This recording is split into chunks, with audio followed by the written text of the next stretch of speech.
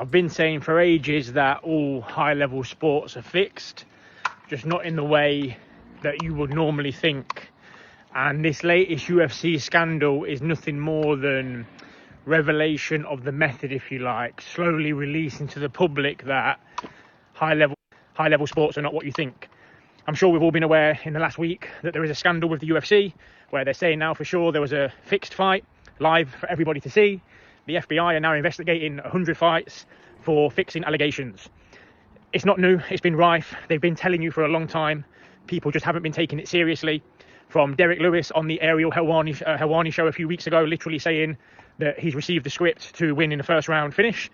From what you could argue is more obscure content, but if you've got eyes to see, it couldn't be any more in plain sight. Conor McGregor knocking out Jose Aldo with that hook, and then they released the footage from the changing room before the fight, practicing the exact move.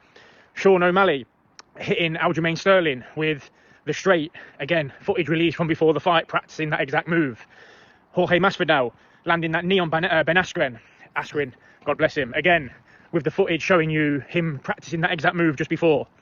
They've been telling you that this sport is fixed. It's plain as day. And again, it's not fixed in the way that you think. It's not mafia ran. It's not this guy's going to win, this guy's going to lose for money. It's a circus. It's designed to take your attention, and it's being ran by something much bigger than what most of you can even begin to comprehend. But that's another conversation for another time. What is he indicating with that last line? I'm not quite sure about that. So, is sports fixed?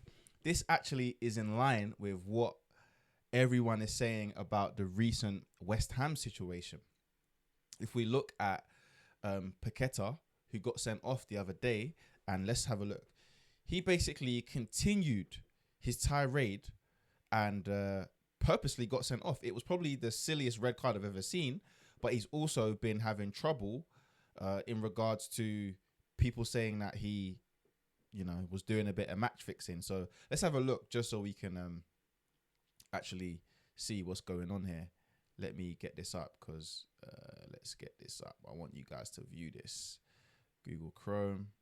There we go. Lovely jubbly.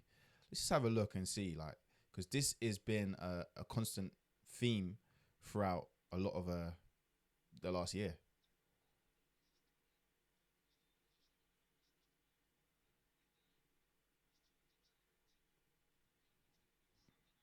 And he's off. How crazy is that? Well, it's complete. So, for context here, Paqueta basically got a yellow card for complaining.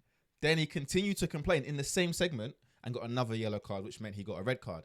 And he'd already been scrutinized and he had an investigation for potentially match fixing. So everyone's looking at it like, yo, he must be match fixing. And there was no need for him to be going on. He didn't even commit the foul. Now, are all high-level sports fixed like this guy says? Is it all a circus? But he mentioned about there's a higher power, there's something deeper, and it's not fixed in the sense that, you're going to take a dive. Because we know that happened in professional boxing. The mafia ran it. People would take dives for money. Is it happening in that specific vein in MMA? The way he says it, it sounds like he's talking like there's some type of deeper organization. There's like a show going on. And he makes a lot of great points about the McGregor when he took Aldo down. The Ben Askren one is a great one, actually, with the flying knee, and it was practiced beforehand. But is that the same as like fixing? I don't know if that's the same as like match fixing or, And if we look, it is true that the FBI are investigating the UFC. And I'm going to share another article here because I think that this would be quite interesting for you guys to see.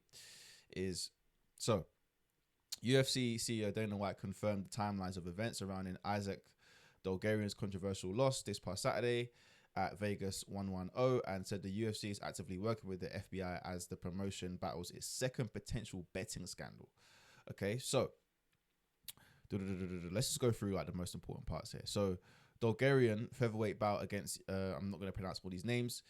There was unusual betting action and there was a lot of betting for the underdog to both to win and win in the first round. So, do you owe anybody money? No. So, yeah, basically, they even asked him and he won by the first round. So, and then Bulgaria was actually cut from the UFC on Sunday night, and he didn't even resist. He did not resist. I haven't actually seen this, so I don't really know. But he did not resist. In fact, let's watch it. Let's watch it, guys, because I really want to understand a bit more about this. Let's see if it's on YouTube. It should be on YouTube. Hopefully this doesn't get they don't ban it. Oh, actually. So let's see. And now he's got Bulgarian in a weird position. Now he needs to get his legs back and try to circle off the octagon side. Now Del Valle to the back. That's impressive work from Del Valle. No, if you're Bulgarian here, you cannot start punching. You got to just attack. Yeah, and that's a mistake. Yeah, that's a mistake. Bulgarian trying to Flattens him out. rely on his athleticism. Oh, he's flattened out. Del Valle hammering away. But he keeps moving. Oh, that one That one got through. Bulgarian's got to turn into it and give up the mount. Oh, he's going to get choked here.